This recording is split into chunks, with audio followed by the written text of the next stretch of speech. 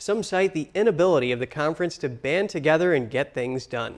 We speak to Mike Leon, a political analyst and the host of the Can We Please Talk podcast, for more on this. Great to have you with us, Mike. What does the departure of several GOP committee chairs signal about the cohesion of the Republican conference in the House? Well, Kevin, thanks for having me, first and foremost. This is something we've been covering a lot on the show, and I've been talking to lawmakers on both sides of the aisle and strategists as well. You're seeing so many members of Congress retiring. Obviously, we know how many House seats, everybody's House seat is up, right? Some are in safer districts than others.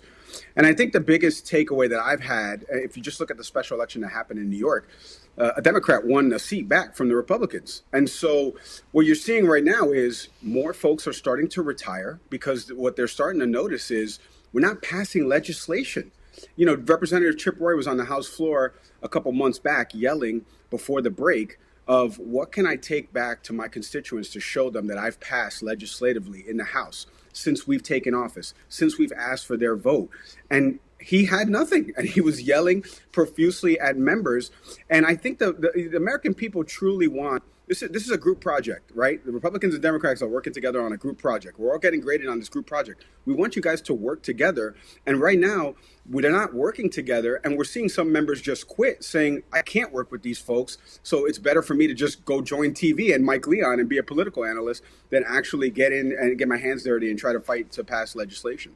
Well, Mike, this is really serious stuff. I mean, China Select Committee Chair Mike Gallagher, he was once seen as the future of the party, and now he's resigning over blowback for voting down that impeachment of DHS Secretary Alejandro Mayorkas. So what types of candidates would replace those who are retiring? Well, and this is a really good point. I'm so glad you brought this up, Kevin, because we saw it a couple years ago after, former President Trump lost. Representative Tony Gonzalez, you've seen the Liz Cheney, the Adam Kinzingers, the true folks that are, Republican, conservative, believe in smaller government.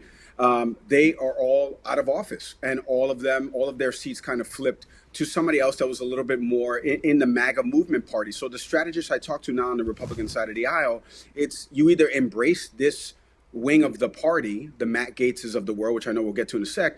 You either embrace them, or you're going to end up like this, retiring. And look no further in the evidence part than James Lankford. I know a different chamber of Congress, but a true conservative, a member of the Senate. Here he is working in good faith with Senator Chris Murphy, on this border legislation. They have everything, all their I's dotted and their T's crossed in terms of this bill. And it dies in the House because it can't get the support of folks like Matt Gaetz and stuff like that. I think that's the biggest takeaway for me. It's like true members of the conservative party that are trying to push the conservative agenda can't even get the support within their parties. And so, if you're watching this on the Democratic side of the aisle, you're laughing. If you're watching on the Republican side of the aisle and you truly want to govern, this is a huge issue for you, because if you either embrace the party or you're not going to be a part of it anymore. Well, yeah, and let's touch on Representative Matt Gaetz. He wrote on X that the CNN article mentioned the brain drain of the GOP leaving Congress. He said, I love this CNN article. The fundamental premise that I've made Congress so miserable for so many members that they are leaving, wonderful. We can't save America with the current Republican team. We have to get tougher and smarter. We need newer, bolder voices in the House. Do you agree with this?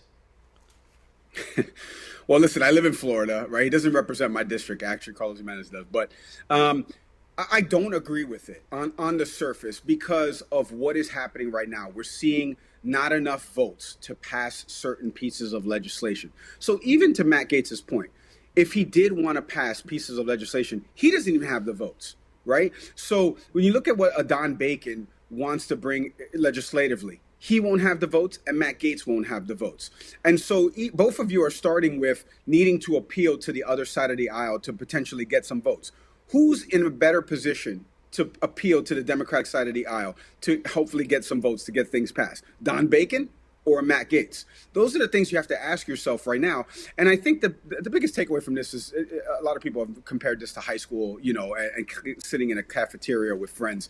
I mean, it truly is like that. But these folks are leaning on these conservative members that truly want to get back to policy disagreements and how we execute things. And they're losing out to this juvenile section of the party that just doesn't want to govern and wants to see chaos. The people that are hurt by it, Kevin, are you and me and the folks that are watching this. That's the true big issue and takeaway. I see. Political analyst Mike Leon, thanks so much for weighing in on this.